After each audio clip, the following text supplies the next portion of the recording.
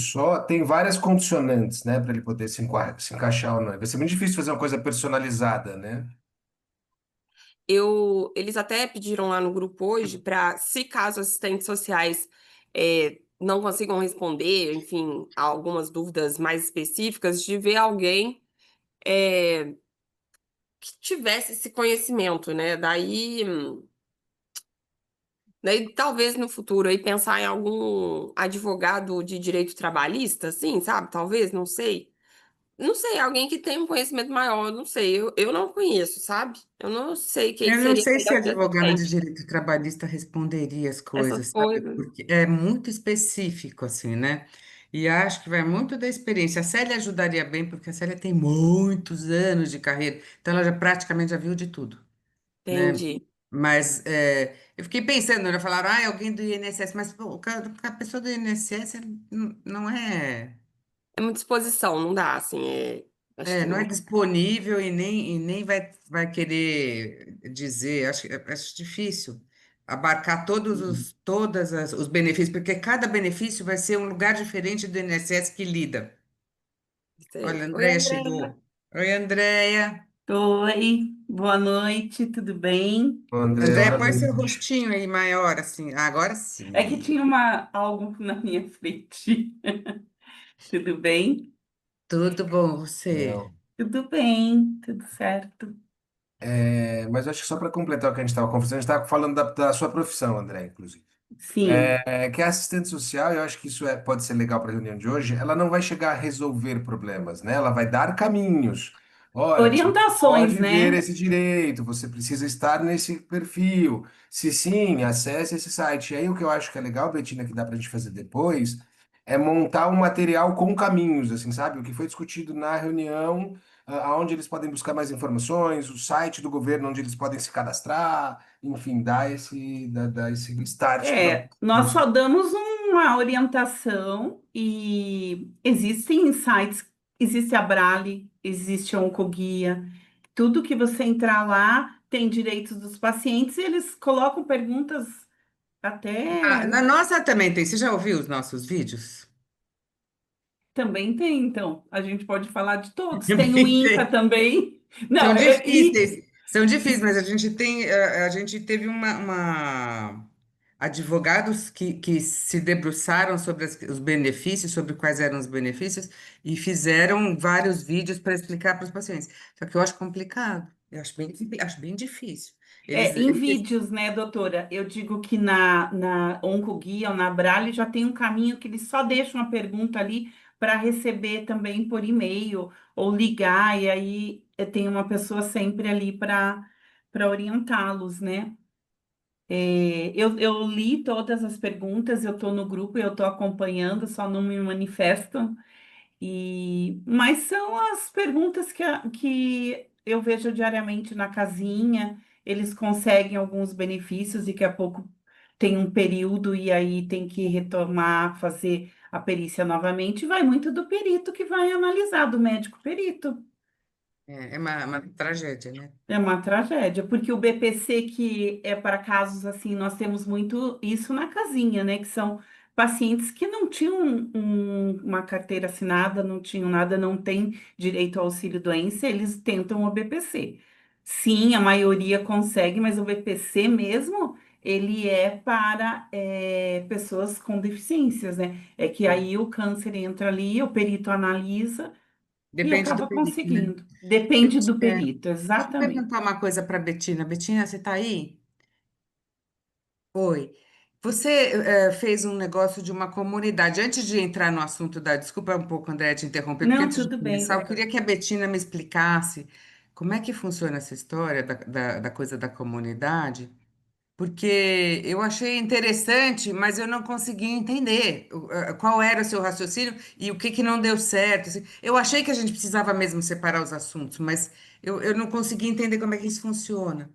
Eu vou tentar conversar com as pessoas que entendem, porque assim, eu participo de vários grupos que têm as comunidades, porque aí você pode separar por tema. Só que eu não consegui entender ainda muito bem, mas acho que seria o que inicialmente eu pensei, era para deixar fixado por exemplo, os links das reuniões, os resumos de pergunta e resposta que já tem prontos. Que aí, por exemplo, uma pessoa nova que entrou hoje já, tipo, teria acesso a isso rápido. Porque às vezes repete muitas perguntas, né? As pessoas novas, tenho dúvida de pele, sendo que já teve uma reunião, enfim, daí seria uma forma fácil. Só que eu achei que era do jeito que eu tava fazendo, só que eu acho que é um negócio meio complexo. Mas eu vou tentar conversar com pessoas que já fizeram isso, porque eu acho que pode ajudar. É, Inicialmente eu eu pensei acho. assim, de ser um negócio para eles conseguirem pegar rápido ali os documentos, A os links e tal. informação. É, então, eu Mas, pensei, fala, não, mas eu acho que cruza com isso que você ia falar, eu acho. Que é subdividir, às vezes, os temas. Por exemplo, ter um grupo mais de mãe, ou ter um grupo, enfim, aí livre, de acordo Então, com as Gui, coisas que eu você vai acho achando. que, pelo que você está falando, de repente, até a Flávia consegue ajudar a gente. Tem uma coisa que chama Linktree. Você cria um link, a pessoa clica e abre um menu. Cada item desse menu vai jogar ele para uma página diferente. Eu acho que rola e fazer, e aí deixa fixado esse Linktree e vai. E ele dá para ir pôr, tirar informação, abrir tópico novo. É ótimo também. Falei bobagem, Flávia? Não, Wagner, você falou certinho. A gente fez isso no SBTMO, inclusive no banner, escaneava e já ia para vários links. Então dá para fazer isso certinho. Só que, Flá, esse que eu tava tentando criar de comunidade, não sei se você participa de algum grupo, isso é tudo no WhatsApp mesmo. Tipo, Uhum, como se fosse subgrupos de um grupo. sim. E aí, na comunidade, assim, pelo que eu entendi, você pode fechar, deixar a comunidade como fechada e só os administradores colocam os documentos, enfim, ou qualquer assunto, que seria, por exemplo, o caso de deixar essas reuniões gravadas, os links, para a pessoa, tipo, ai, tô procurando a reunião, já sei rápido pegar ali. E todos os resumos. Mas eu acho que dá para deixar também outras comunidades abertas de acordo com algum tema específico de subgrupos. eu acho que a gente podia conversar e pensar um pouco nisso. Você se informa e depois conversa com a gente, Betina? Porque Aham, achei interessante, mas eu não acompanhei, porque eu nunca tinha ouvido falar disso. acho que pode ser legal. Vamos tentar. Uhum. Bom, para os pacientes que já chegaram, bem-vindo aos bastidores do grupo. Pegaram a gente falando um pouco do WhatsApp, mas boa noite para todo mundo que está entrando. Vamos ver aqui, tem 12 pessoas, né? Deixa eu ver o grupo aqui, que alguém tá com alguma dificuldade. Oi, pessoal, vocês estão me ouvindo? Oi, Tudo Vanessa. Sim. bem, Wagner? Sim, tá bem. Oi, boa noite, tudo bem? Boa noite, tudo bom? Lucimário, você é de onde? Eu sou de Sergipe, Sergipe. E onde você transplantou? no HC. E onde Ai, você está nossa agora, senhora. Lucimária? Eu tô na casa da Amil. Ah, Tá na casa bem-vindo, grande. bem-vindo. Você tá lá em casa. Estamos Tá aqui na na casa, casa. estamos aqui na casa de vocês. Ei, seja bem-vindo. Ô, Lu- Que dia pós-transplante? Eu sou transplantado em 2021, fevereiro Ixi, de 21. ixi, ixi, tá, já foi há muito tempo. É, É mas longe o de sua GV, casa daqui, né? mas o GVHD vem me acompanhando. Tá, virou par. Você vem com frequência para cá? Nesse quase 5 anos, se eu fiquei em Sergipe, só foi 2 meses. O quê? É, mais aqui em São Paulo do que lá. Já virou paulista, então. Virei. Lucimar, eu vi sua esposa ontem, ela te contou? Contou. Não te vi. Aí, na hora que eu tava saindo da consulta, ela falou: Ô, doutora! Eu falei: Ô, cadê a Lucimar? Aí ela falou que você tava lá na pesquisa do remédio da boca. Eu também fui. Você tá Foi. animado? Já peguei, já tô usando. Ai, que bom também. Então, fica aí o convite também para quem tiver Ô, GVHD de Betinho. boca. É É, uma pesquisa nova.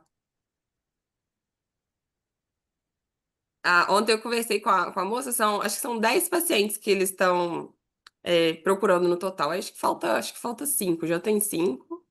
Aí eles estão não, é muito procurando. rápido que vai preencher, né? Eu conversei, eu mostrei para o Jean e mostrei para a Rita e perguntei o que que eles achavam. Porque é isso, porque a pessoa oferece a vaga, mas aí não dá para todo mundo. Tem uma coisa muito, né? E, bom, enfim, escrevi até para ela isso, porque eu estava pensando em convidá-la para apresentar essa pesquisa aqui nesse grupo, entendeu? Só que daí, quando ela falou, quando ela mostrou, mandou o trabalho com aquele número de vagas, eu falei, ah, é sacanagem até, porque não vai ter vaga. Muito inicial ainda, né? É, Mas acho que vai crescer. No futuro, acho que a ideia é expandir pelo que ela falou, e aí acho que vai dar para todo mundo entrar, se der certo, né? Bom, ok. então acho que a gente pode começar, né? Doutora Carmen e Wagner querem se apresentar. Eu quero só falar uma palavrinha aqui para quem não me conhece, para quem é novo, bem-vindos. Eu sou a doutora Carmen, eu sou a fundadora da Associação da Medula Óssea, da AMIO, que é quem organizou esse grupo aqui, né? Pra gente, e a ideia desse grupo, a ideia inicial, foi trazer informações de qualidade para quem está no pós-transplante, né? Por que que a gente teve essa preocupação? Porque a gente percebeu que em muitos lugares não existe acesso à informação. Assim, é muito difícil chegar a uma informação qualificada, né? Então, a gente conversando com pacientes, fazendo entrevista e tudo mais, a gente viu que realmente faltava muito, muito, muito conhecimento mesmo. E que através da internet hoje a gente pode chegar em lugares distantes, tipo Sergipe, né, Lucimaro? Assim, onde não vai ter realmente especialistas, porque não tem ainda nem transplante, não vai ter gente especializada em atender uma pessoa pós-transplante, é muito complicado. Mas que se vocês estivessem preparados, né, quanto mais informados e preparados, mais vocês poderiam se tratar, mais vocês procurariam tratamento e tratamento precoce, que a gente sabe que faz muita diferença. Então, a ideia desse grupo foi de trazer informações que realmente pudessem ajudar no tratamento, né? É, e a gente, ao longo desse caminho aqui do grupo, percebeu que tinha muitas outras demandas, né? Que as pessoas querem muito mais do que só ouvir, quer dizer, só não, já acho que é muito ter boa informação, ter informação de qualidade já é bastante, mas querem muito mais troca também, interação. Então, tem outras coisas que estão acontecendo e que estão acontecendo no grupo de WhatsApp, né? A gente vem se debatendo aqui de como organizar isso de uma forma que fique mais fácil. Então, para quem quer chegar na informação, que chegue na informação de uma forma mais rápida, para que a gente possa, por exemplo, até ter um local onde a gente tenha uma parte mais científica, né? Deixa um outro local que possa ser para conversa. Enfim, nós estamos discutindo aqui como é que a gente vai poder organizar esse grupo para funcionar bem para todo mundo e para ficar mais fácil, tá? E hoje a gente tem aqui a Betina, que coordena o grupo, né? E o tema que é assistência social, a Betina vai contar para vocês quem que ela convidou, como é que vai ser feito, tá? Bem-vindos todos e vamos em frente. Isso aí. Boa noite, então, a todos. Se eu não me engano, hoje é a sexta ou a sétimo encontro, então todo mês estamos aí. Hoje o tema vai ser de assistência social, que é uma dúvida muito recorrente, acho que é um dos temas mais difíceis que a gente tem.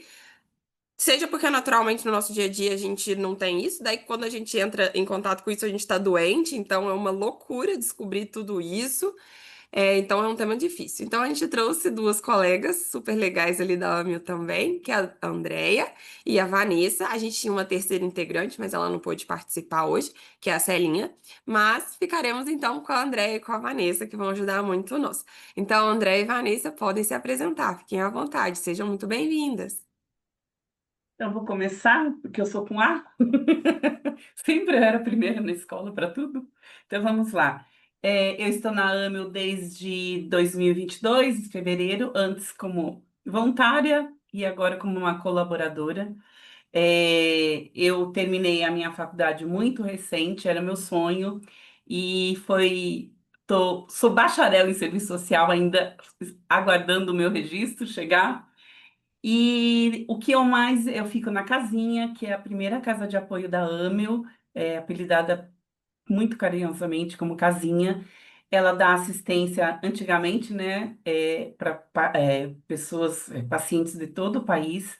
Hoje mais focada na Santa Casa, com os pacientes da Santa Casa, que vêm do interior, de outras cidades, mas o tratamento deles é na Santa Casa. Então, a minha experiência com esses pacientes é o que eu escuto todos os dias, quando eles vão até a casinha, porque é uma casa de apoio próxima à Santa Casa. Eles chegam muito cedinho para fazer coleta de exames e aguardar o médico até às 13 horas, e esse intervalo eles estão na casinha. Então, é ali que eu ouço muito a experiência deles, a busca de benefícios, de um suporte para enfrentar, né, que já tem a doença para enfrentar, e às vezes é o provedor da família, às vezes eles não têm nenhuma renda, então eles vão em busca de tudo isso que é a dúvida de todos vocês, tá? Agora sou eu? Gente, boa noite. Meu nome é Vanessa. Eu sou assistente social há quase 10 anos. Estou na AMEL há cerca de 1 ano e meio. E para mim também foi um universo completamente novo. Eu sempre trabalhei muito na saúde mental. A minha especialização também é em saúde mental, mas estou atuando na área da oncohematologia há 1 ano e meio também. E está sendo uma experiência muito gratificante. O Lucimário mesmo está lá com a gente na casa do transplante. A Andréia está na casinha e eu fico na casa do transplante, onde a gente tem esse foco principalmente nos pacientes pré e pós-TMO. Né, os pacientes que vêm de todos os lugares do Brasil, tem gente aqui da cidade de São Paulo, tem gente do estado de São Paulo e gente principalmente de outros lugares do Brasil também. A gente está lá para ofertar hospedagem, ofertar apoio, ofertar toda essa parte assistencial para essas pessoas. Então, nosso maior objetivo na Casa do Transplante. Tá certo, obrigada, meninas. Vamos convidar então dois pacientes para falar um pouquinho de como que foi, né, a experiência deles nessa parte de direitos, enfim, alguns benefícios. Então, eu queria chamar o Lucimário e depois, se o Evange topar, queria chamar ele também. Então, pode começar, Lucimário. Vamos lá, é sobre o INSS, né? Isso. Em 2017, eu retirei o baço em Sergipe. Aí lá, eu entrei no INSS com auxílio doença, aí recebi por volta de 6 meses. Aí depois desses 6 meses, eu tive que ir para São Paulo, que lá não estava achando tratamento em Sergipe. Aí quando eu fiz o meu transplante, foi 28/1/2021, que aí eu dei entrada novamente no INSS, e os anos que eu fiquei sem receber, eu recebi todos. Porque minha última perícia foi dia 6/3/24, que aí o médico perito lá, né? Ele me concedeu aposentadoria permanente. Até eu mostrei a Vanessa ontem. Só que esse mês teve um problema no INSS, aí tá cessado o meu benefício. Aí ele falou, o rapaz lá que tá aguardando estabelecer o sistema para votar de novo. Mas eu acho que a gente que estamos transplantado, cada caso é um caso, né? No meu caso, eu tenho 2 CID, que é a peça principal para conseguir esse benefício, né? Eu acho que é só isso, né? Tá bom. Você sabe falar quais são o número do seu CID que eles Sei, colocaram?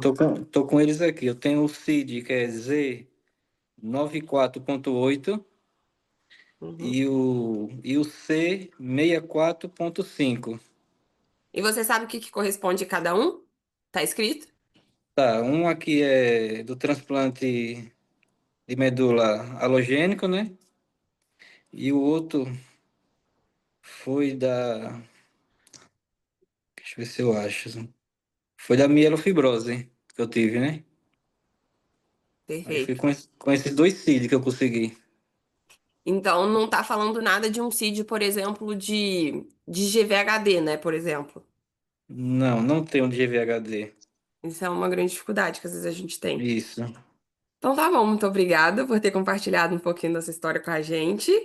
E Queria convidar o Evange, não sei se ele pode falar um pouquinho pra gente como que foi o processo dele também.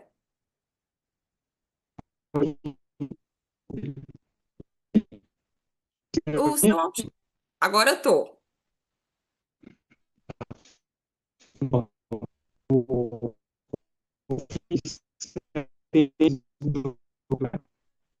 Evange, na verdade, tá travando um pouquinho. Você me ouve bem? Às vezes, se você segurar o celular, vamos tentar.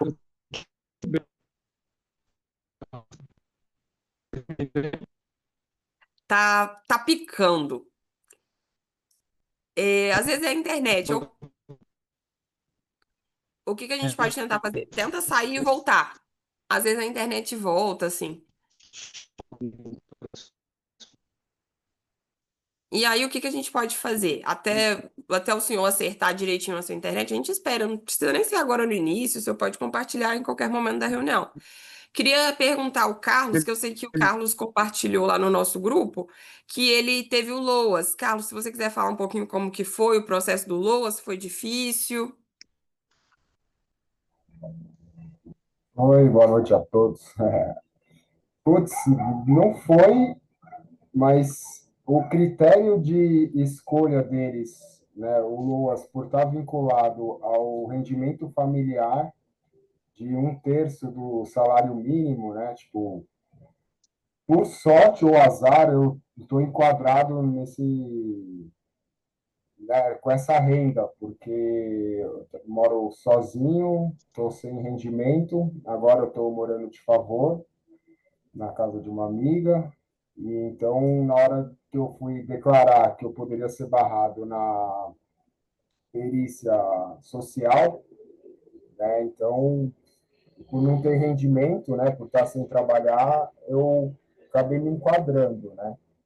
Eu estava, acho que, mais preocupado com isso, porque até eu estava pagando um aluguel de R$ 900, por sorte, as pessoas que eu fui passando no processo me orientaram. Uma delas até falou: não fala que você pegou esse rendimento, que você gasta isso, né? Porque senão você vai ter o seu rendimento seria maior e aí não entraria.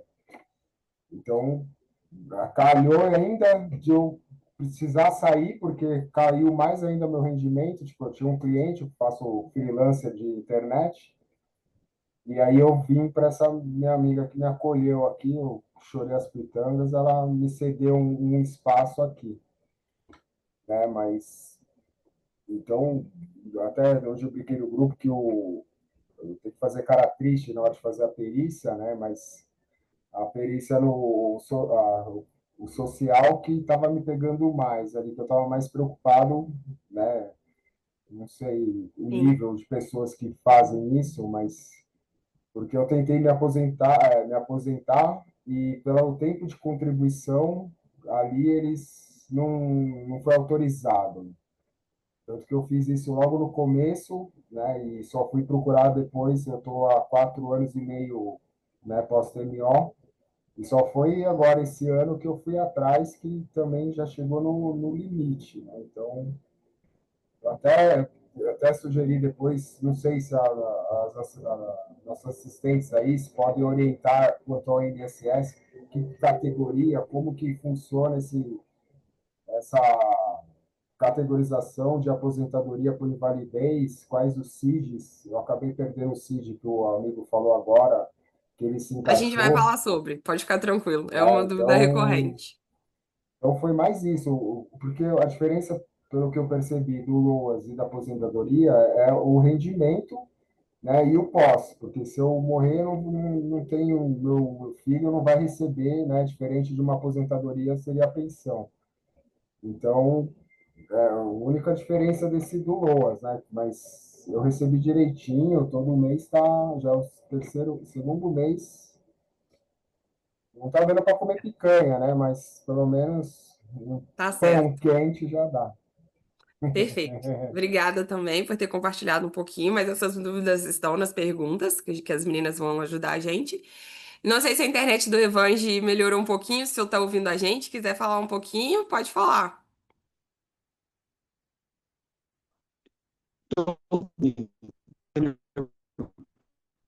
Você Acho consegue? que dá. Sim, pode falar, tô ouvindo. Então, eu não tive de base com você, de meus outros, isso é meu benefício, né? E isso é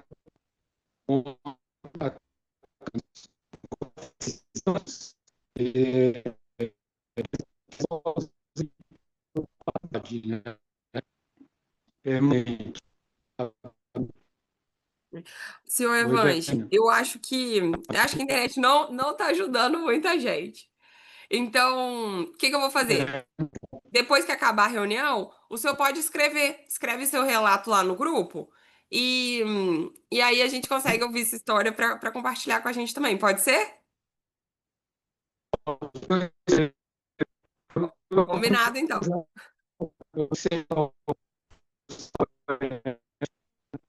Tá, joia, faz parte. Bom, então vou começar com as perguntas para as meninas, né? E vou começar com as da Andrea, então. Deixa eu ver, a Andrea tá aqui, já achei. Então vamos lá, Andrea.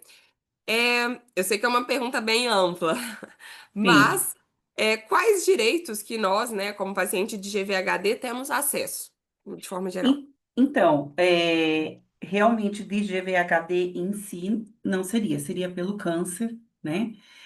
O GVHD, eu acho que se ele tem alguma condição que o paciente não fique apto, eu acredito que aí o médico perito mesmo, no laudo, pode ajudar nisso. Mas que tenha, assim, um benefício pelo GVHD não existe. Eu acho que isso a Vanessa pode me ajudar e confirmar, né? Que ela está mais na casa do transplante com os pacientes que têm mesmo GVHD. Mas eu Sim, acredito que é isso, né, Van? sim, é isso mesmo. Pelo GVHD em si, não. O paciente oncológico tem uma gama de direitos aí, que aí já vale para todos, mas pelo GVHD em si, não. O que pode acontecer é a pessoa adquirir alguma condição que se encaixe como pessoa com deficiência, daí vai conseguir alguns benefícios por conta dessa condição, por ser uma pessoa com deficiência. Mas pelo GVHD por si só, não. Tá. É isso mesmo. A gente pode considerar, digamos, eu vejo que existem muitas, a gente tenta ir pelas brechas, digamos assim, né? No caso, por exemplo, paciente com GVHD, a gente teoricamente, pensando, eu vou falar do meu caso, leucemia, a gente ainda não é considerado curado depois do transplante. Apesar de objetivar a cura, a gente ainda não pode falar em cura, a gente fala em remissão da doença até ter 5 anos, e aí meio que virtualmente eles falam que a gente está curado depois de 5 anos. Isso é uma brecha que a gente pode usar, digamos, os direitos de um paciente oncológico, porque somos? Então, dá para tentar. Achei que estava no mute, desculpa. Então, dá para tentar. Agora, se vai conseguir, aí já são outros 500. São brechas que a gente pode tentar utilizar de alguma maneira, mas não é uma garantia por si só que vai conseguir. Vai depender muito do olhar do perito, tanto do perito Perito. médico quanto do perito social. Então, são coisas que a gente não tem como bater o martelo e falar, isso aí você consegue. Pode ser que sim, pode ser que não. Depende. Perfeito. Depende dos laudos que o médico vai Sim. emitir, dos relatórios. Por isso que eu sempre falo, uma coisa que eu falo na casinha, tem uma pastinha. E ali vocês vão colocando tudo que vocês recebem. Laudo, relatório, receita, receituário, exames, que em algum momento vocês vão precisar abrir essa pastinha na frente de um perito para ele analisar. E depende dele. Exatamente depende do perito, né? Perfeito. E esses laudos, para eles aceitarem, seja de um anátomo patológico, seja um último laudo, um relatório, existe um tempo que o perito pede que o serviço, né, o INSS, enfim, o LOAS, ele fala, tem que ter um laudo de até 3 meses, de até um mês atrás. Existe isso? Até 30 dias, não é, Vanessa? Isso. Quanto mais atual o laudo, melhor, porque, novamente, vai parecer repetitivo, mas sempre vai depender muito do olhar do perito. Por exemplo, eu já peguei casos, não necessariamente na casa do transplante, mas na carreira aí como assistente social, que, por exemplo, laudo para bilhete único de SP Trans paciente autista, um exemplo. Se o laudo médico que você pegou tem mais de 30 dias, vai ter gente que vai pegar aquele laudo e vai falar assim: ah, não serve, volta lá e faz de novo. Já vai ter gente que vai dizer: não, tudo bem, e já vai conceder o seu direito. Eu já vi isso acontecer mais de uma vez, inclusive. Então, novamente, vai depender muito do olhar de quem está ali recebendo aquele documento. Perfeito. Bom, próxima pergunta. O que que é LOAS e o que que é o INSS e suas diferenças? Então, o LOAS, ele é uma lei orgânica da assistência social. Ali dentro do LOAS está o BPC, tá? E o INSS é o Instituto Nacional de Seguro Social, que aí vai se enquadrar as pessoas que trabalham, que contribuem, aí ele se enquadra nisso. Inclusive, respondendo, acho que é o Carlos, que ele falou, ele é BPC e você está querendo uma aposentadoria, certo? Geralmente, eu não sei, a Vanessa pode me corrigir, mas é assim, a experiência de ouvir só. Geralmente é quem tem já o auxílio-doença, que aí o perito, o médico perito, ele vai indicar para aposentadoria, tá? Aí é o Tem que ser BPC. contribuinte do INSS Tem também que para ser, poder ter então, é acesso isso que à eu estou falando, aposentadoria. contribuinte do INSS para a aposentadoria. Então, assim, na primeira perícia, já que você vai, às vezes o médico ali já pode até falar que já é uma aposentadoria. Ou colocar no auxílio-doença. E conforme vão fazendo, porque, se não me engano, o auxílio-doença é de 2 em 2 anos, que também o paciente precisa fazer uma nova perícia. E ali o médico perito ele vai indicar se vai para aposentadoria ou não. Me Só um corrige, por adendo. favor. Eu Vai, falo. pode. Não, eu só ia fazer um adendo que se popularizou muito, de maneira geral, falar sobre, vou receber o LOAS, o pessoal fala muito de LOAS, só que LOAS, como a Andrea enfatizou muito bem, é a lei, é a lei orgânica de assistência social que engloba um monte de outras coisas e vários benefícios. Quando a gente fala especificamente desse benefício que algumas pessoas conseguem ter acesso, é o BPC, que é o benefício de prestação continuada, que é para idosos e pessoas com deficiência. Então a gente fala LOAS, mas na verdade a gente está falando de BPC. Então, no caso que você falou, que então acho que eu fui errado em pedir a aposentadoria, deveria ter pedido esse auxílio doença. Só que na época eu fui CLT, a, putz, eu parei de ser CLT em 2015. Aí eu fui autônomo sem Sem declarar contribuir. nada, sem Você contribuir não nada. pagava, né? Não contribuía lá com alguma Não coisa. contribuía, não pagava a parte. Aí, então, a moça foi até grossa, que não era época da pandemia, era 2021 que eu fui atrás disso, e ela, tipo, não, tipo, nem sei por quê, né? Eu tô deduzindo que foi por causa do tempo que ela falou, você não tem. Aí, até recentemente, eu andei vendo uns posts de contribuição que eu poderia ver um valor que faltaria para eu contribuir isso para eu poder entrar nessa aposentadoria, né? Então, por isso que eu falei, putz, não sei se elas vão orientar nesse sentido de saber se realmente tem algum valor que eu possa pagar uma taxa. Se eu der R$ 5.000, eu consigo uma aposentadoria de um salário mínimo, ou não sei se tem algum como eu pagar ou atualizar isso para ter esse benefício, porque eu acho que é mais interessante para mim ter aposentadoria, porque no caso deixar de pensão para o meu filho, né? E o Loas não tem essa, tipo, acabou aqui, acabou, já era, tchau e benção, e eu não, né? Mas no resguardo dele também, né? Então, Sim, sim, porque você quer responder ou eu respondo, Andréia? Pode responder. É porque realmente, como você falou, são coisas diferentes mesmo, né? O BPC, por ser o benefício assistencial, você não vai conseguir pensão por morte, por exemplo, para o seu filho ou para nenhum outro dependente. O que você pode tentar fazer no caso do INSS, acho que o problema é. Você lembra quanto tempo você foi contribuinte? Você falou que parou de ser CLT em 2015, mas você lembra quanto tempo você trabalhou? Ou falhou, não ouvi. Acho que cortou aqui. eu não botei o microfone. Ah, Eu, tudo bem. de 2009 a 2015, mais ou menos. Então você teria que. Você teria que.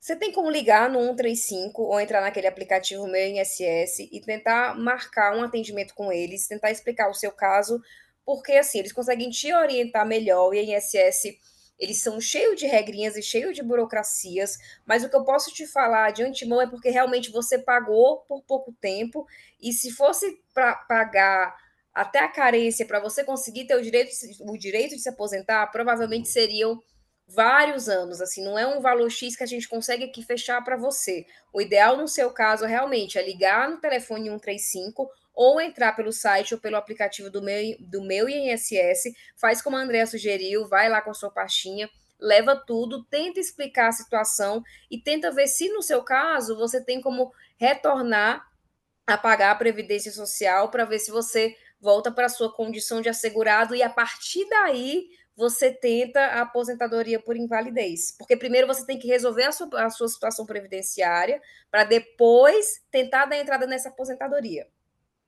Porque eu até, meu receio era tentar entrar em contato com o INSS e mostrar, tipo, eu não sabia que eu conseguiria agendar uma reunião sem ser uma perícia ou sem ser. Então, eu, pelo INSS, pelo 135 ou pelo site, eu consigo Tenta marcar um agendar atendimento. uma atendimento, tá? Um Tenta marcar um atendimento. atendimento com eles. Liga ou entra lá pelo aplicativo Meu INSS ou pelo site também. Você marca um atendimento para tentar tirar mais essas dúvidas, que eles conseguem te esclarecer melhor, tá?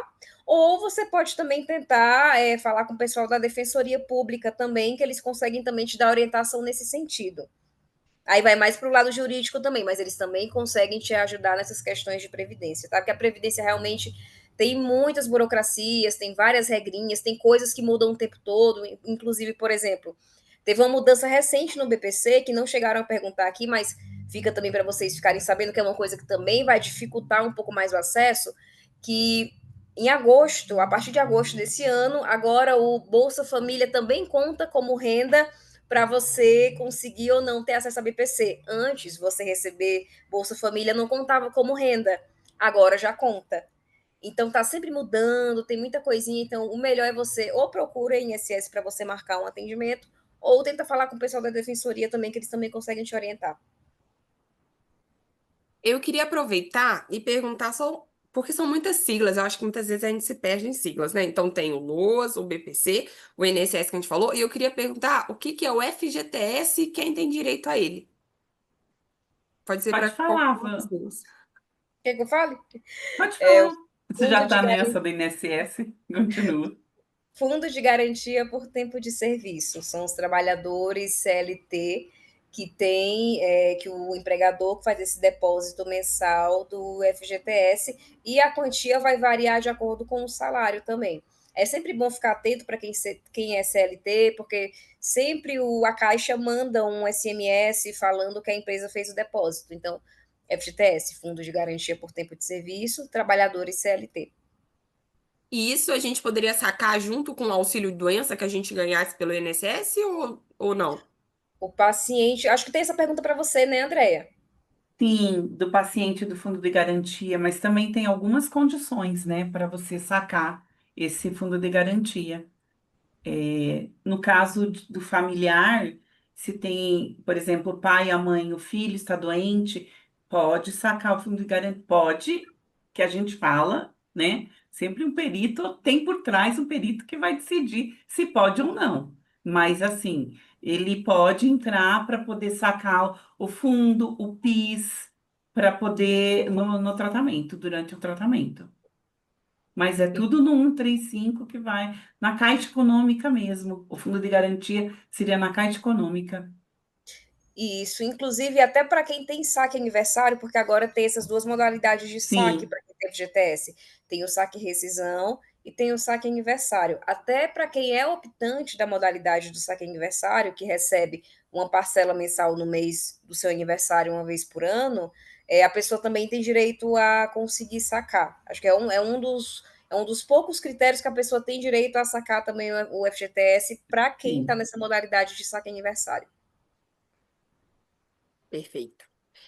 É, a outra pergunta, acho que a gente acabou já respondendo, né? Os benefícios, se são Sim. pelo câncer ou são pelo GVHD. A gente já viu que, na verdade, são mais pelo câncer mesmo, ou se tiver alguma deficiência.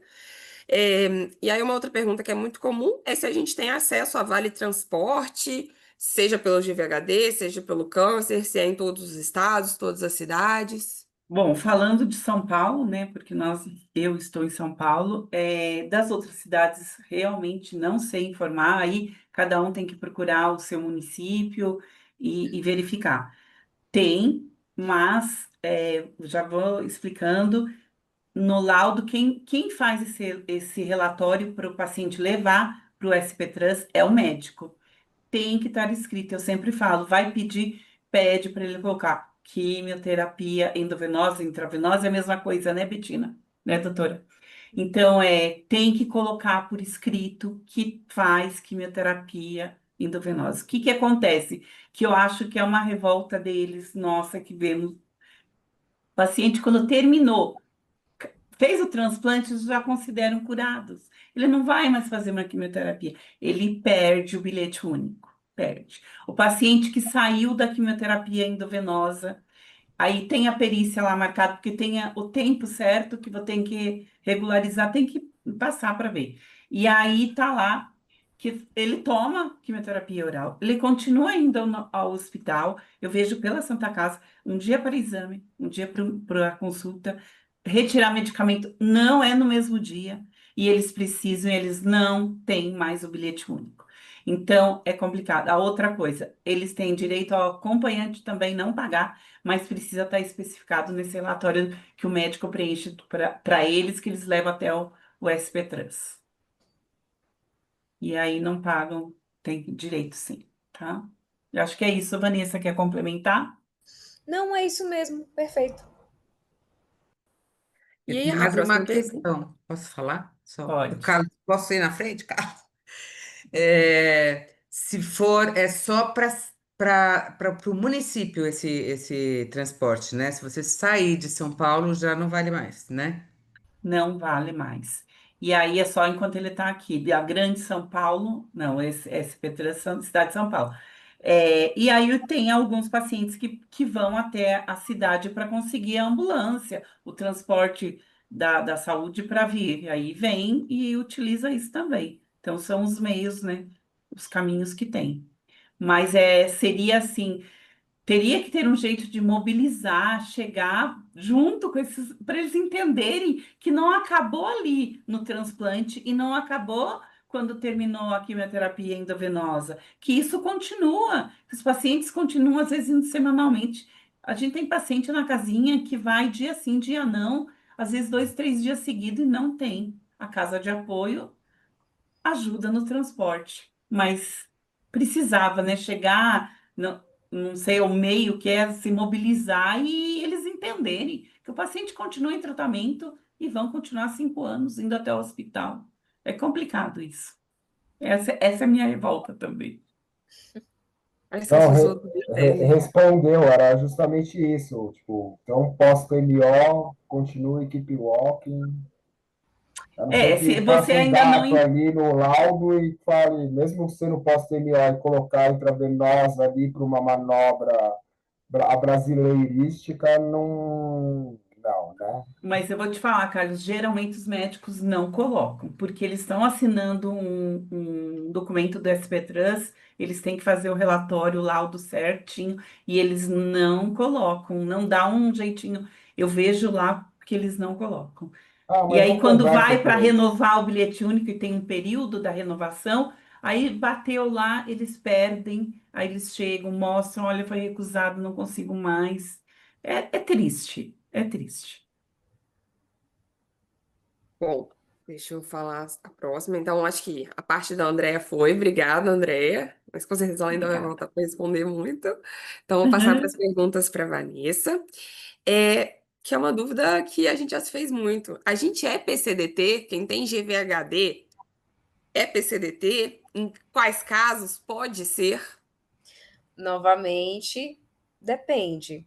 Se aquele GVHD ocasionou algo que realmente faz com que a pessoa seja considerada uma pessoa com deficiência, daí sim, mas em outros casos não, como a Andrea falou também lá no começo. Só pelo GVHD em si não é considerado pessoa com deficiência, mas se aquela sequela que a pessoa teve foi algo que levou a uma deficiência, aí é considerado. O GVHD por si só não, mas vai depender da lesão. Perfeito, perfeito. Você sabe exemplificar, e aqui a gente tem alguns exemplos, né? O Lucimário, o Evange, alguns exemplos que você já viu de pacientes com qual tipo de GVHD, qual sequela foi essa que acabou dando esse termo de PCDT para esse caso? Você sabe exemplificar algum? Eu, pessoalmente, ao menos pensando agora nos pacientes da casa do transplante, eu não lembro de nenhum, ao menos que eu tenha atendido, ao menos agora. Você lembra de alguém, Andréia, na casinha? Na casinha, não. Lucimário, Mas no seu caso, eles consideraram qual sequela para a aposentadoria? Eu tô com um laudo que a doutora Maiana fez, eu posso mandar para vocês terem uma noção. Aí, voltando atrás sobre o fundo de garantia, né? Com esse mesmo laudo que ela fez para mim, eu encaminhei para a Caixa e consegui sacar o dinheiro todo, que eu tinha carteira assinado há quase 17 anos, que eu pagava o INSS, né? Acho que isso foi uma ajuda também, né? Para sair, né? Com Mas eu posso certeza. passar para vocês isso aqui, para Vanessa, para Betina. na época você estava trabalhando quando você teve o diagnóstico da doença. Não, eu estava trabalhando quando deu problema no baço. Aí eu tive que retirar o baço. Aí, assim que eu vim para São Paulo, foi que descobriram a mielofibrose.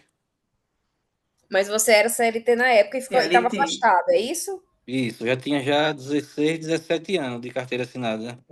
Mas como você era CLT, mesmo que você tenha ficado afastado por conta da cirurgia, então você foi assegurado. Isso. E meu nome ainda está na empresa ainda, porque, assim, meu auxílio é permanente, mas com revisão a cada 2 anos. Sim. Era Perfeito. isso. Vou aproveitar só mais uma dúvida. Esse CLT pode ser tanto você trabalhando em alguma empresa, quanto pode ser aquele CLT que você faz a sua, tipo, autônomo, assim? Então, quando você é MEI, e se você paga aquele boletinho lá de R$ 80 mensais, aí você é considerado assegurado também. A partir do primeiro pagamento do primeiro boleto, você já é assegurado e consegue ter acesso a todos esses benefícios. Acho que o problema é quando você é totalmente informal e nem nota você emite, nem tem isso, quando você não é MEI. Aí você realmente não consegue ter acesso, a não ser que você pague uma previdência privada, tenha algum tipo de seguro de vida, mas para conseguir ter acesso mesmo ao INSS tem que ser CLT ou você tem que ser MEI. Combinado. Bom, vamos para a próxima pergunta.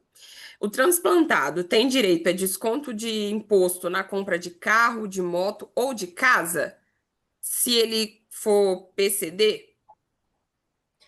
Se ele for considerado PCD, ele consegue sim algumas isenções em alguns impostos específicos, em algumas situações, mas novamente para isso, né, tem que ser considerado uma pessoa com deficiência. Só ser transplantado por si só, não. Combinado. Que eu acho que é a mesma coisa, né? Se a gente tem direito a desconto do imposto de renda, é a mesma coisa, entra no mesmo critério? Sim, sim, vai entrar no mesmo critério também, sempre como pessoa com deficiência. Tá. Aqui, como paciente oncológico, é como posso falar? É uma prerrogativa ser paciente oncológico ou só a gente pensa sendo PCD? Quando você tem algumas doenças graves, acredito eu que as doenças, os cânceres também estão incluídos nisso, que você consegue sim algumas isenções pensando em imposto de renda. Mas é aquilo, como paciente oncológico, como transplantado por si só, não, mas você consegue sim alguns benefícios mesmo no leão, no imposto de renda, que é tão chatinho. Mas dá Tá para bom, conseguir ajudar algumas coisas assim. perfeito.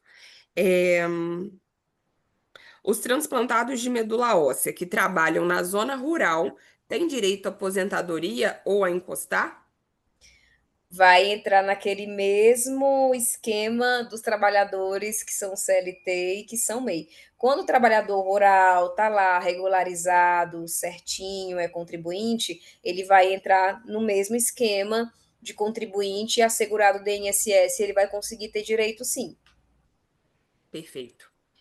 Eu vou fazer só mais umas perguntas antes de fazer as perguntas da Célia, que fica assim para pessoas futuras que às vezes forem ver essa aula, esse encontro. A partir do momento que você ficou doente, então vou falar o meu caso, né? Então, no dia tal X que eu descobri minha leucemia ali na porta do pronto-socorro, já é o dia que eu já devo entrar com o INSS, certo? Porque se eu demorar para fazer o pedido, seja no site ou seja ligando a perícia, esse tempo que eu perco de entrar em contato, sei lá, 1 mês, 2 meses, eu não recebo ele. Eu só vou receber um retroativo de valores, por exemplo, do auxílio-doença, até o dia que eu entrei em contato. É certo isso?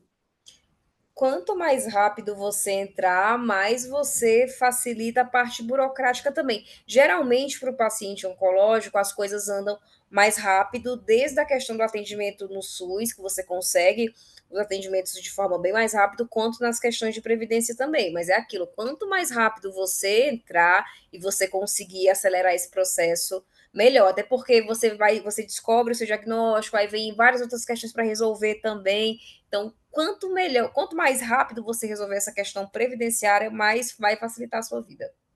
Combinado. E complementando, tem direito à perícia hospitalar, tá? Então, você internada, pode ser feita a perícia hospitalar, né, Van?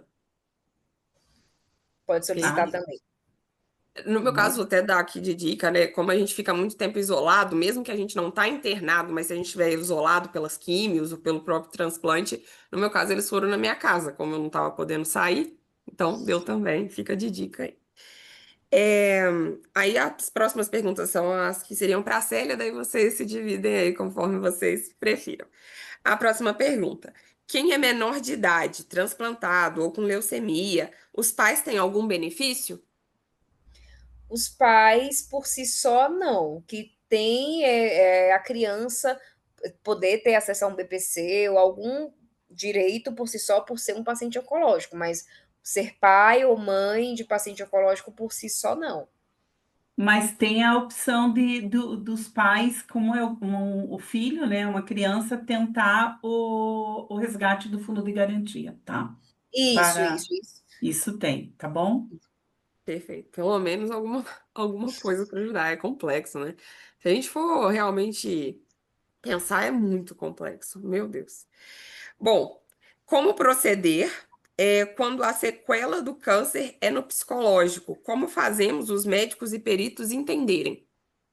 Eu achei muito boa essa pergunta, até comentei isso com a Andrea antes. Então, ao meu ver, é muito importante, não só o paciente oncológico, nós de maneira geral, mas especialmente o paciente oncológico, ele precisa fazer acompanhamento psicológico e, se necessário, acompanhamento psiquiátrico.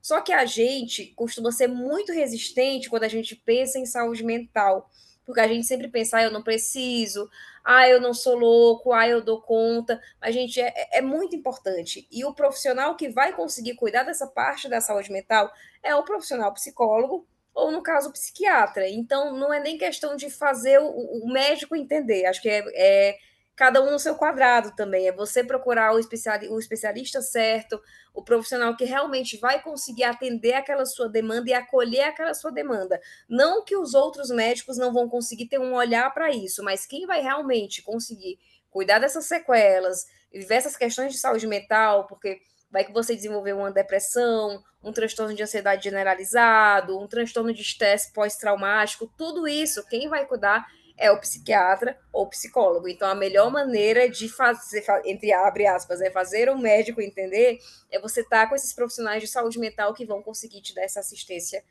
da melhor maneira possível. Eu assino embaixo, eu acho que é sobre isso. Na verdade, o laudo é uma consequência de um problema que possa ter, mas que muitas vezes a gente precisa realmente correr atrás de ajuda, né? Eu acho que eu diria que é quase impossível passar ileso. E eu não diria que é só o paciente, mas a família do paciente também. Com certeza. Então, todo mundo vai junto. Pode falar, Carlos. Então, isso seria um CID para buscar um tipo de benefício, então, nesse sentido, mesmo um PCD, CPD, essa sigla nova que você falou aí que eu nunca tinha ouvido falar, mas então eu conseguiria, com esse CID, procurar categorizar como PCD, é isso? Então, não necessariamente que você vai entrar como PCD, porque você tem, por exemplo, um transtorno de estresse pós-traumático ou um transtorno de ansiedade generalizada. Eu falei muito mais da perspectiva de você, de cuidado mesmo em saúde mental, do que isso acabar servindo como algo que vai conseguir fazer você ter algum benefício. Porque para você ter algum benefício, já indo para um lado de saúde mental, você tem que ter alguns transtornos mentais bem específicos, como, por exemplo, uma esquizofrenia, ou um autismo, um TDAH mais severo. Então, tem alguns CIDs específicos que você pode ser categorizado como pessoa com deficiência, pensando em saúde mental. Essa pergunta eu respondi de uma maneira mais geral mesmo, pensando em cuidado em saúde, porque a gente é um todo, né? A gente não é só a parte biológica, a gente também é a parte social e a parte psíquica. Então, é mais no sentido de cuidado em saúde mesmo. Você pode ter acesso a algum benefício por conta de questões de saúde mental? Pode, mas novamente, vai depender aquilo que a gente já falou, vai depender do que você tem, do olhar do perito e de várias outras questões aí. É verdade. Bom, é uma pergunta que fizeram se a gente, como transplantado, ou como PCD, ou como paciente oncológico, em qualquer que seja dessas fases, a gente tem direito à fila preferencial? Você quer responder, André? Ou prefere que eu responda? Posso responder? Não, então, direito por si só, eu ainda não tenho. Eu até dei uma pesquisada aqui e eu vi que tem alguns projetos de lei, algumas iniciativas. Na verdade, tem vários, né? Não só sobre fila preferencial, mas que também falam sobre doadores e tal. Mas é assim, direito por si só você não tem, mas acho que dá para chegar com um jeitinho, explicar a situação. Olha, eu sou um paciente transplantado, eu não é bom para mim ficar aqui exposto com esse tanto de gente. Então, dá para você explicar a situação e com jeitinho você consegue um atendimento preferencial. Direito por si só não, mas dá para tentar e geralmente as pessoas liberam se você pede com jeitinho. Perfeito. Bom, e a última pergunta é aonde conseguir essa ajuda do assistente social, né? A gente sabe que vocês fazem parte ali da AMIO, então já é uma forma da gente procurar ajuda. Mas, assim, vou pensar numa pessoa que está lá no interior de algum estado, enfim, diferente, que não tem esse contato com vocês ali pela AMIO. Todo hospital tem um assistente social, todo hospital que transplanta. Como que a gente busca um assistente social? Eu diria que todo hospital deveria ter um assistente social. Se não tem, deveria.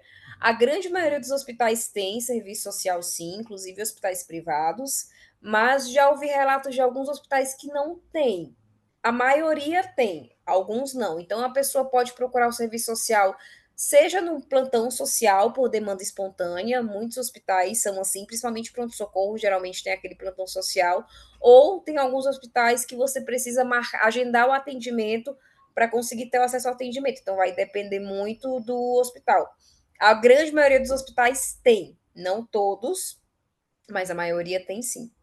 Faz Perfeito. parte, até deixa eu falar uma coisinha, faz parte da equipe do transplante ter uma assistente social, né? Então, isso para quem transplanta, é quase que impossível trabalhar sem uma assistente social do lado, né? Mas eu vejo que aí é diferente, engraçado, mas os hospitais privados têm mais dificuldade de ter uma assistente social disponível para o transplante do que os públicos. Sim, nos hospitais públicos a maioria tem, nos privados, boa parte tem, mas alguns não tem. Então, geralmente você vai sim conseguir ter acesso a um assistente social, mas pode acontecer de um ou outro aí não ter, mas a maioria tem. Mas levando em consideração o recente caso da casinha, que ele veio do interior, dois pacientes para tratamento de mieloma, né, doutora? Não tinha. Quem fez o pedido foi a médica e a outra ele foi numa secretaria da saúde da cidade e explicou o que ele precisava e ela fez. porque não tinha. Então, assim, acontece de não ter Pois é, mas mesmo. eles não, na verdade, eles não estavam num centro de transplante, Eles não estavam né? aqui em São Paulo, Não que era, aí não era seria, transplante o mas caso eu deles. dando só o exemplo de que nem todos os lugares têm, nem toda Uhum. cidade vai ter, ou cidades menores, né? Eu acredito que não vai ter mesmo. Então, acho que reformulando acho que tanto a pergunta quanto a resposta, acredito que É, como a doutora Carmen complementou, né? Quando você fala de transplante especificamente, de um centro de sim, transplante, sim, todos terão assistente social. Agora, se de maneira geral todos os hospitais têm assistente social, deveria ter, mas oncológicos nem sempre. Então, então não é acho a que é isso. regra. Não é a regra, vai depender do hospital. Vou passar minha experiência. Eu sei que muitos aqui tratam ali no HC. Então, quando a gente interna a primeira vez ali com o câncer, digamos, né, leucemia, linfoma, no ICESP, que a gente interna para fazer as primeiras químios, lá passa assistente social. Você pode pedir seu médico para chamar ela, enfim, elas passam quando a gente está internada. Quando a gente vai fazer o transplante ali no HC, né, que é o Instituto Central onde fica a hemato do primeiro andar, a assistente social fica ali logo depois do banheiro, ali perto da recepção. Então, vocês podem procurar, acho que tem duas assistentes sociais ali. Quem passa na Dermato também no ambulatório de GVHD, tem assistente social da Derma. Lá no HC, as assistentes sociais são divididas por departamento, né? Por especialidade, digamos assim. Então, se vocês precisarem também passar no GVHD, essa semana mesmo teve um paciente que foi pedir o passe, né? O bilhete único. Daí a assistente social ali da Derma também conseguiu ajudar, que ela é bem informada para ajudar vocês também. Então, fica de dica. Alguém gostaria de fazer mais alguma pergunta? Deixa eu olhar se alguém me mandou aqui também no celular, no chat. Das que a gente tinha agendado foram essas, mas fiquem à vontade. Acho que tem uma pergunta que o Eu Wagner até mandei tinha. ver para você Deixa uma eu do ver. chat no seu WhatsApp.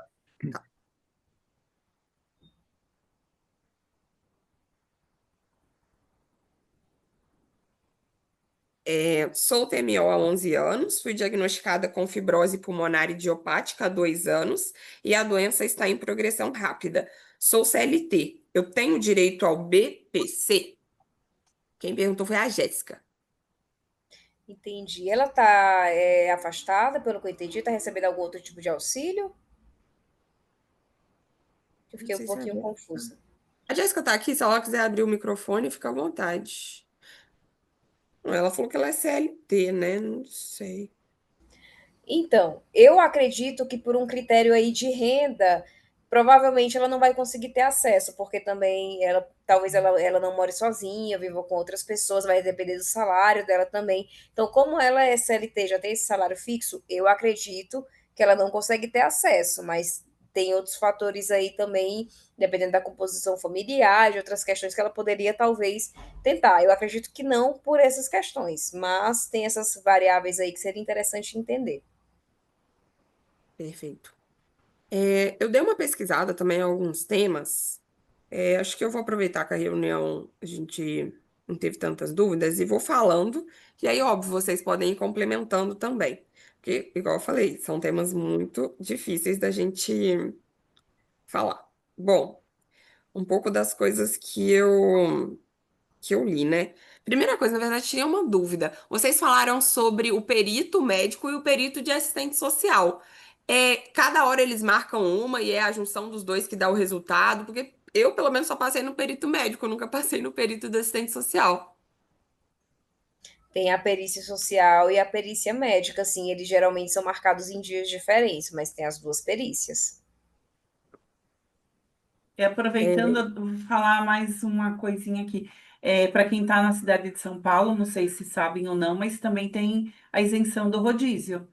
Quem faz o tratamento pode pedir a isenção de rodízio nos dias que pode circular normalmente na cidade, tá?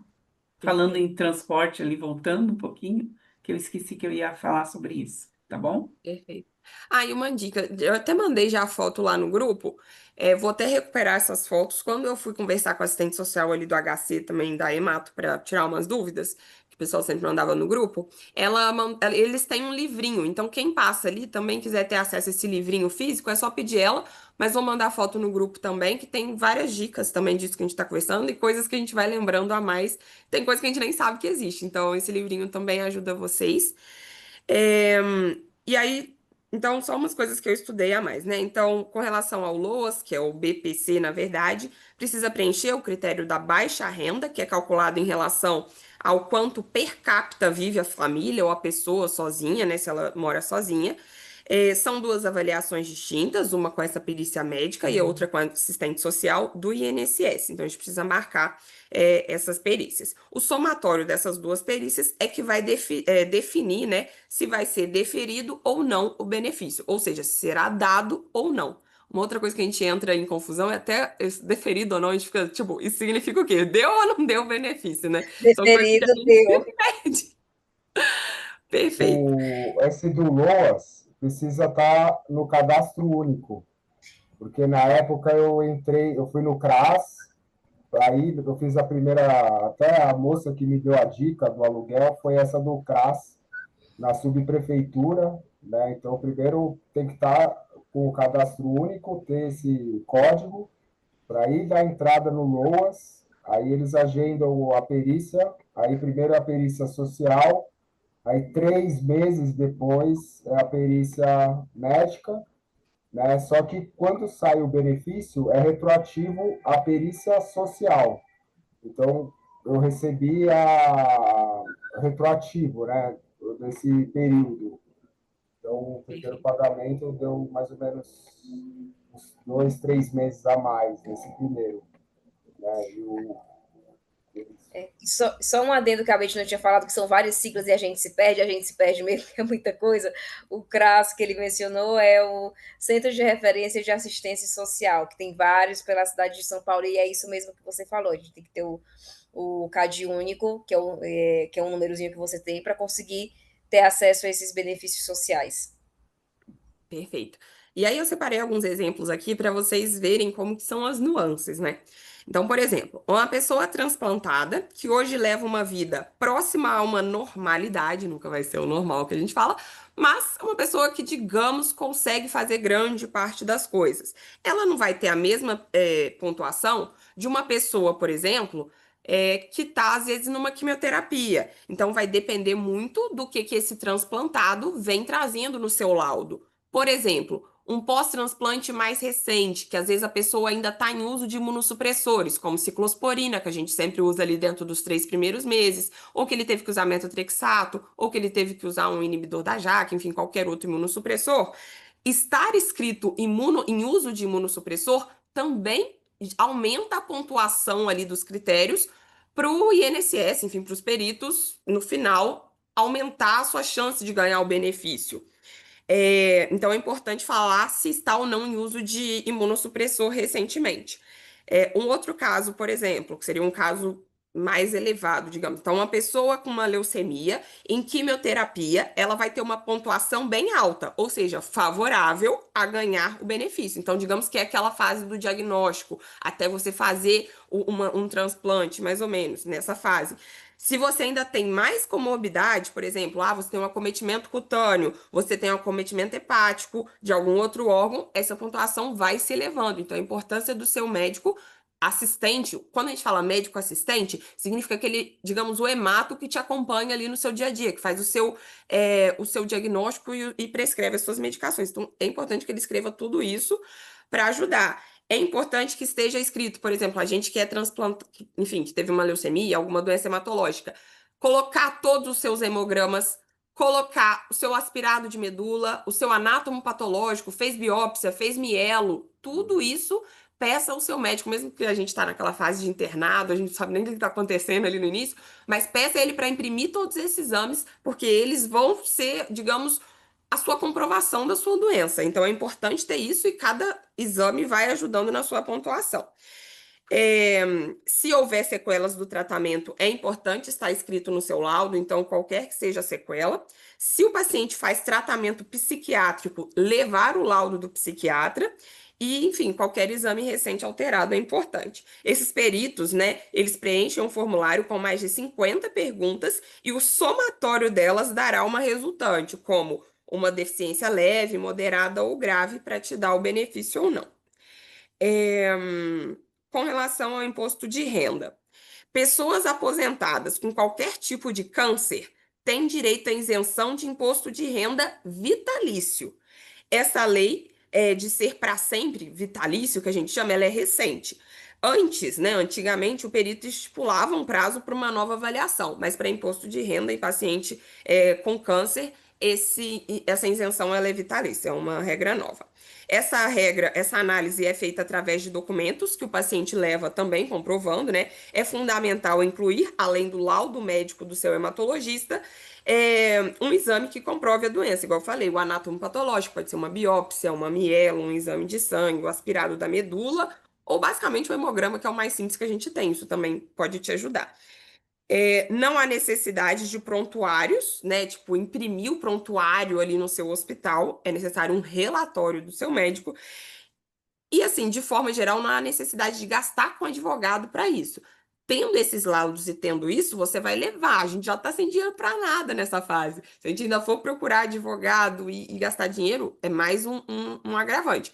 Mas óbvio, se de primeira não der certo, se a pessoa às vezes não tem algum conhecimento, não sabe nem aonde ir, enfim, não conseguiu um assistente social na sua região, obviamente você pode pedir ajuda de algum profissional. O FGTS é similar, né? Porém, não precisa ser aposentado. Qualquer um que já tenha trabalhado como CLT pode sacar o FGTS se comprovar a doença através do laudo e também do anátomo patológico. Tudo isso está no site do meu INSS. Acho que é mais ou menos isso, pessoal. Muitas coisas já tinham sido faladas, mas para dar um arremate aqui, se alguém ficou com alguma dúvida. As meninas querem falar mais alguma coisa? A Vanessa, a Andréia, com relação a esse tema, coisas que vocês às vezes recebem no dia a dia e não foram perguntados aqui. Eu vi que teve uma pergunta de uma pessoa que ela vem para São Paulo, ela não é de São Paulo, né? Dias de rodízio. Então, ela perguntou como é que faz. Tem que pedir um atestado para o médico. Esse atestado original, e você tem que levar no DSV, que fica ali em Pinheiros, tá? Na Sumidouro, tá bom? Eu sei disso porque eu tive uma experiência na família e nós utilizamos isso porque você vai para lá e para cá todos os dias, qualquer horário, e aí nós usamos esse direito de isenção do rodízio, tá bom? Eu Isso. posso falar um pouquinho, uma coisinha? Eu achei assim muito interessante, Betina, porque a gente, como médico, não aprende também o que que tem que escrever, porque não é o que a gente costuma fazer de relatório médico, né? Então, uma orientação que o médico saiba o que que ele tem que colocar, né? Que tem que colocar que está usando imunossupressor, porque muitas vezes você coloca uma droga e você nem escreve que aquilo é imunossupressor, porque você acha tão óbvio, né? Assim, e não é.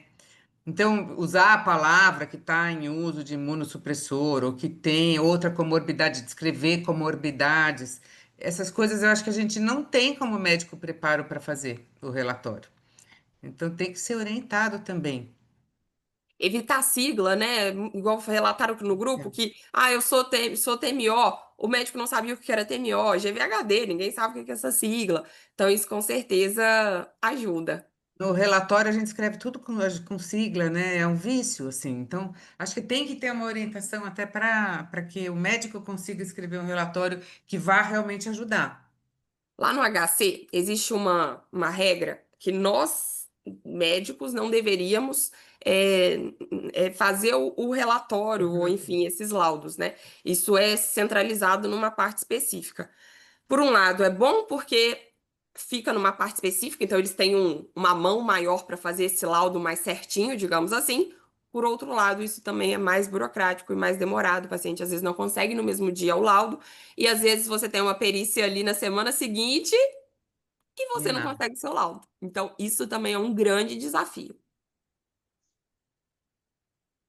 Minha Pronto. queixa é 3 meses. Eu pedi, aí eu cheguei na IMAP e implorei por um relatório para poder levar no INSS, porque o agendamento do INSS ainda foi mais rápido do que essa central de laudos do HC. E aí eu tinha que.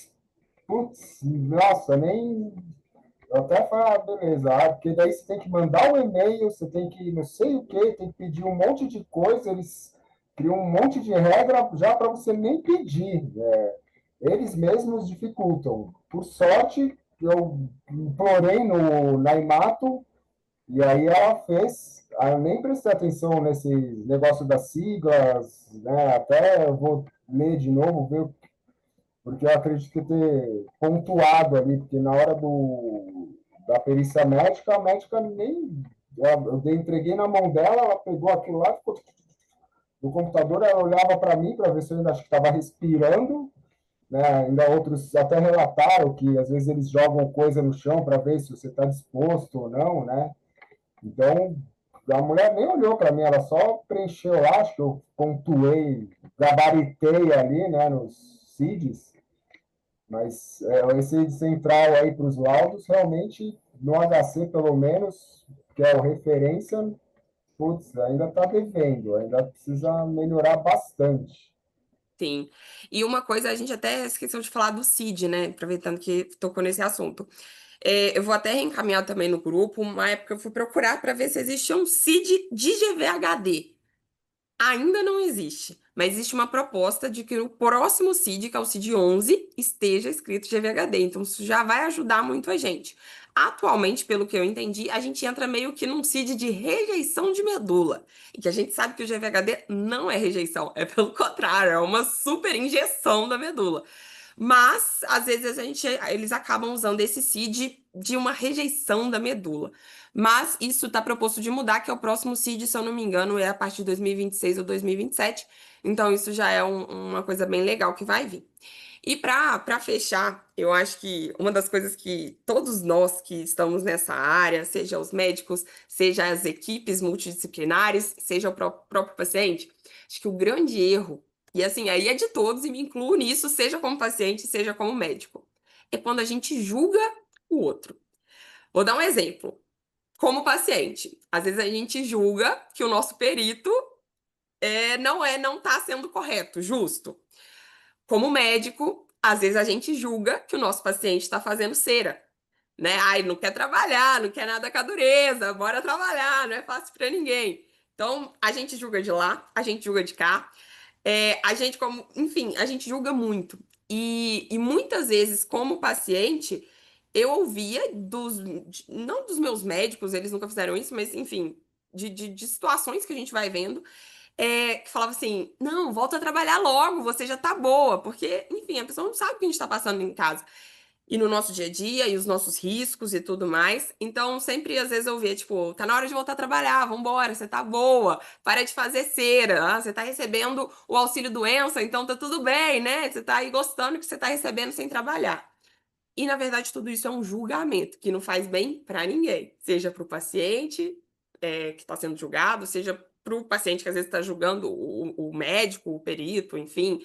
Ou isso cai no simples, que é quando a gente, como paciente, pede às vezes um atestado básico ali, né? Nem precisa ser um INSS, enfim, mas um atestado básico. Muitas vezes eu, como médica, vejo colegas falando: ah, tá fazendo cera, eu venho aqui gripado, tô trabalhando, enfim. Só que a gente sempre erra quando a gente se coloca na pessoa, só que nunca a gente vai entender o que o outro tá passando. Por mais que a gente sempre fale, né, se coloque no lugar do outro, não tem como você sentir o que o outro sente porque você não tá passando pelo que ele passa. Então, acho que é a empatia de todos os lados. A gente sempre tentar entender o coleguinha. E eu costumo falar para os meus colegas, principalmente depois de que eu tive a doença, é assim: peque por excesso. Então, seja bom no excesso. Pode ser que a pessoa esteja fazendo cera, ou pode ser que o perito está querendo ser muito bravo e não querer te atender, mas eu prefiro que a gente sempre haja, a gente, seja como paciente, seja como médico, agir com o melhor pensamento possível, acreditando que todo mundo tá certinho, tá sendo verdadeiro na sua queixa, né? Porque assim você nunca vai prejudicar ninguém. Porque quando a gente julga, às vezes, pelo negativo, a gente vai prejudicar. Porque aí a gente tá meio que sendo mal e vai achar que o outro tá sendo mal também. Então é preferível a gente julgar pelo bom, né? Então fica aí de dica pra todo mundo, pra gente ir sempre com o coração bom, que eu acho que dá bom pra todo mundo. Então fiquem à vontade se alguém quiser falar mais alguma coisa, senão a gente vai encerrar por hoje. Eu queria agradecer a oportunidade, é sempre muito bom estar falando sobre isso. Acho que tem muita informação, tem muita pergunta. Acho que mesmo a gente trazendo esse assunto todo aqui, falando para vocês, é certeza que ainda ficaram várias dúvidas, várias perguntas, ou às vezes vem com a expectativa da gente conseguir responder tudo daquele jeitinho específico, mas é aquilo, né? Tem muita burocracia e tem muita nuance, e eu me coloco disponível, e tenho certeza que a Andrea também, para auxiliar vocês em qualquer dúvida que vocês tenham, que na medida do possível a gente vai estar junto para orientar vocês da melhor maneira possível e para o melhor caminho possível. Muito obrigada pela oportunidade, foi muito legal estar aqui com vocês hoje. Eu acho que essa troca de experiência de cada paciente, o que vivenciou, você, Betina, né, doutora Betina, como nos dois lados, como paciente, como médica, também tem muito a acrescentar para o grupo, porque você vivencia os dois lados. E eu agradeço a oportunidade de estar aqui, falar, mais aprender também com vocês e com a experiência de cada um. Muito obrigada pelo convite. É isso, Carmen Wagner, ou a Boa Flávia, noite para enfim. todo mundo. Obrigada pela presença de todos vocês. É isso aí, gente. Obrigado. Boa noite. Tchau, pessoal, boa noite. Tchau, gente. Boa noite. Tchau. Tchau, obrigado.